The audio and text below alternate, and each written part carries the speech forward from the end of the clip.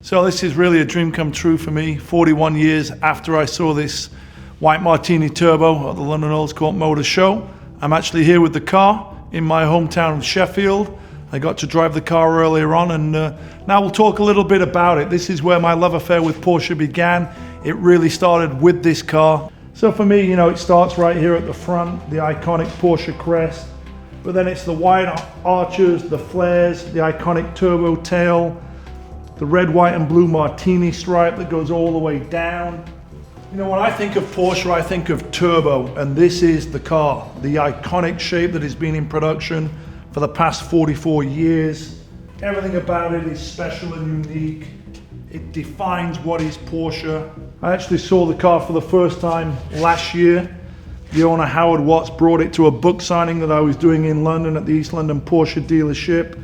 It was a surprise because I didn't know they were bringing the car. Believe it or not, he actually allowed me to sign the car, and this is what I wrote.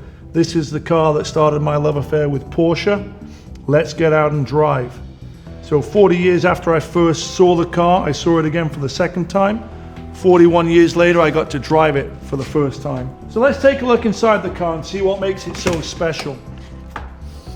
I spoke earlier on about how these cars are intoxicating and they cover all the senses, and ironically the smell is one of those senses.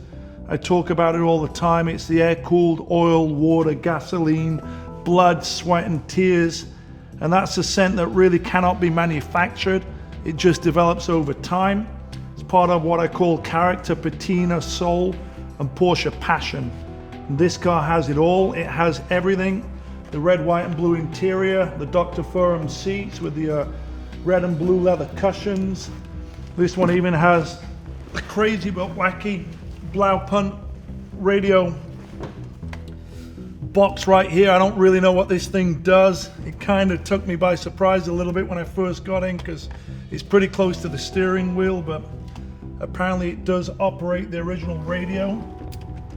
This car has this little dictaphone microphone, so I guess the executives that owned these cars back in the day, pre-internet, could make memos and record memorable moments and various other things.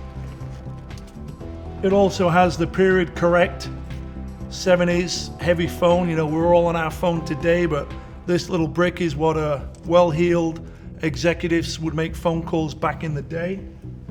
So I think one of the most iconic features of any turbo is the back end.